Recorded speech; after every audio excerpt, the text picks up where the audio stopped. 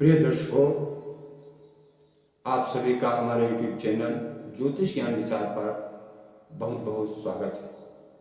मित्रों, आज हम फिर एक बार आपके लिए कुंडली से संबंधित एक विशेष जानकारी लेकर उपस्थित हैं।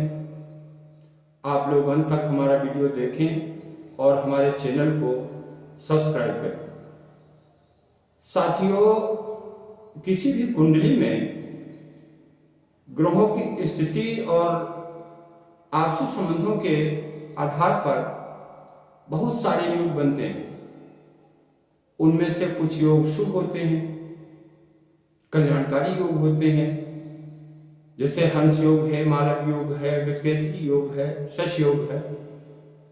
तो कुछ योग ऐसे होते हैं जो अशुभ होते हैं और जातक को अपना अशुभ प्रभाव देते हैं, जिससे जातक के जीवन में कष्ट और परेशानियां बढ़ जाती हैं।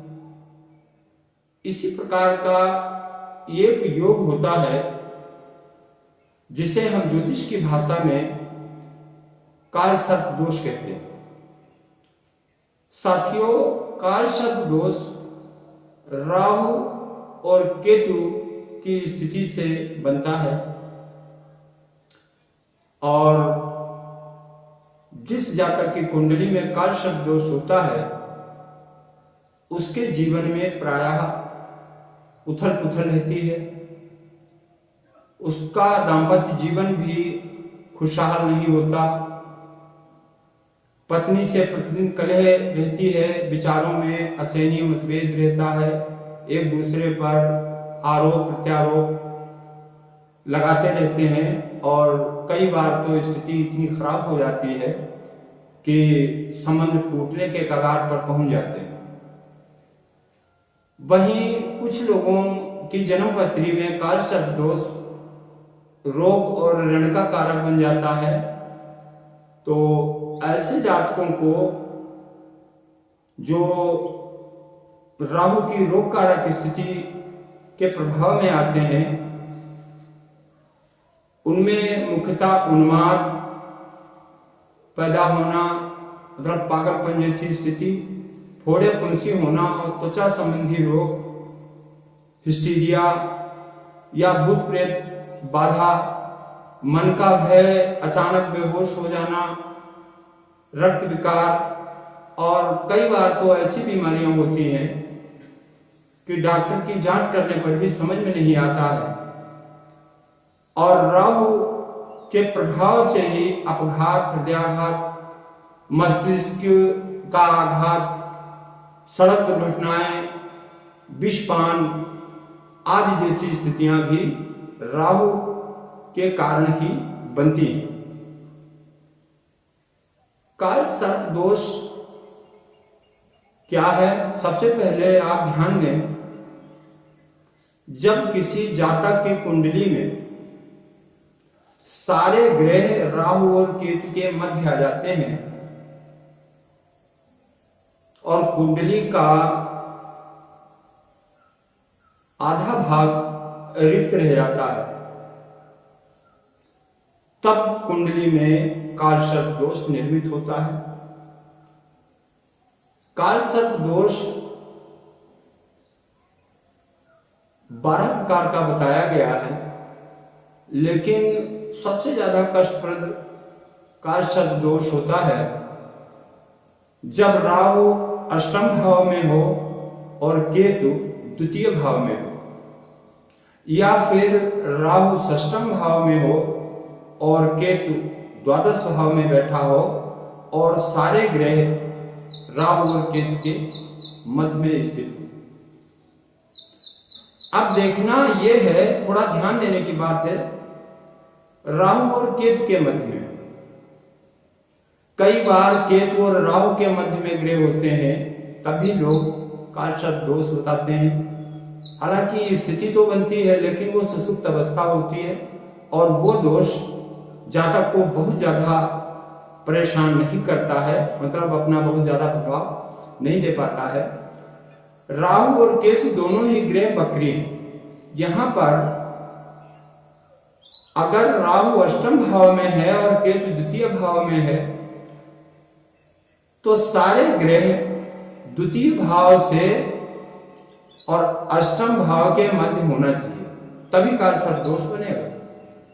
मतलब द्वितीय भाव में केतु है, तृतीय, चतुर्थ, पंचम, षष्टम, सप्तम और अष्टम भाव तक सारे ग्रह अगर बैठे हुए हैं तो काल सर्प दोष बनेगा। अन्यथा अगर सारे ग्रह नवम, दसम, एकादश, द्वादश भाव में होते हुए बैठे हैं तो काल सर्प दोष बनते बनते भी निष्प्रभावी रह जाएगा। उसका कारण है कि राहु के बकरी चलते हैं तो सारे ग्रह राहु के मुख से होकर गुजरते हैं, तब तो काल सर्प दोष होता है, क्योंकि सारे ग्रह राहु से पीड़ित हो जाते हैं। और अगर ये ग्रह राहु के आगे बैठे हुए हैं तो मित्रों राहु बकरी चलने के कारण उन तक पहुंचता नहीं है, तो दोष जो है वो कम प्रभावी होता है। अब यहां पर बात आती है काल सर्प दोष की कि ये अपना प्रभाव कब देगा। तो मित्रों जातक की कुंडली में अगर काल सर्प दोष है तो जब उस जातक की महादशा में राहु या केतु की दशाएं आएंगी तब ये योग जातक को ज्यादा पीड़ा देगा। और राहु के छाया ग्रह हैं, ये बहुत ही विषम स्थितियां पैदा करते हैं, जैसा कि हम बता ही चुके हैं कि आपको कोर्ट कचहरी के चक्कर लगवा सकते हैं, आपको अस्पताल के चक्कर लगा सकते हैं, आपके घर में कोई ना कोई व्यक्ति लगातार बीमार रहता है, आपकी पति पत्नी के संबंध खराब हो रहे हैं, या किसी जातक के विवाह में बाधा आ रही है, तो ये सारी समस्याएं हो सकता है कि आपकी कुंडली में काल सर्प दोष बन रहा हो, इसी कारण आ रही हो। तो एक बार आप अपनी कुंडली खुद देखें और काल सर्प दोष को पहचानें तथा उसका उपाय करें। अब मित्रों एक बात हम आपको और बताने जा रहे हैं। मान लिया किसी जातक के पास कुंडली नहीं है तो लक्षण और कष्ट और समस्याओं के बारे में हम बता ही चुके हैं कि अगर बार बार ऐसा होता है कि आपके घर में कोई ना कोई व्यक्ति मेंबर जो है वो लगातार बीमार रहता है, बिना वजह आपको कोर्ट कचहरी के चक्कर लगाने पड़ रहे हैं, या आपके दाम्पत्य जीवन में अचानक कटुता बढ़ जाती है, तो हो सकता है कि आपकी कुंडली में काल सर्प दोष बन रहा हो। और एक पहचान इसकी और है, वो है कि अगर आपको स्वप्न में शब्द दिखाई दे रहे हैं, वो आप पे हमला कर रहे हैं, या आपको कोई विधवा स्त्री स्वप्न में बार बार दिखाई दे रही है, या फिर किसी स्त्री के गोद में मृतक बच्चा आपको स्वप्न में दिखाई दे रहा है, अगर ऐसा कुछ है तो आप समझ लें कि कहीं ना कहीं आपकी कुंडली में काल सर्प दोष का प्रभाव है। अब हम बात करेंगे काल सर्प दोष की शांति का। मित्रों तिथियों में पंचमी तिथि के स्वामी सर्प होते हैं, और सावन के महीने में जो नाग पंचमी होती है वो तिथि काल सर्प दोष की शांति के लिए अति उत्तम मानी गई है। इस समय सावन का महीना चल रहा है और बहुत ही जल्दी नाग पंचमी आने वाली है, तो जिन लोगों की कुंडली में काल सर्प दोष हो वो अपने निकटतम आचार्य विद्वानों से संपर्क करके और उचित विधि से उनका शांत उपाय करें, निश्चित ही कल्याण होगा। और कुछ उपाय हम बता रहे हैं, उनको अगर आप करते रहेंगे तब भी आपको लाभ होगा। काल सर्प दोष की शांति के लिए अगर आप प्रतिदिन ओम नमः शिवाय मंत्र की कम से कम एक माला का जाप करते हैं तो भगवान शिव की कृपा से ये दोष शांत रहता है। और एक इसका उपाय है कि नित्य प्रति आप पक्षियों को और गौ तथा मछलियों को अगर दाना खिलाते रहेंगे तभी कालसर्प दोष का प्रभाव आपके जीवन में कम रहेगा। आप राहु केतु से संबंधित वस्तुओं का दान दे सकते हैं।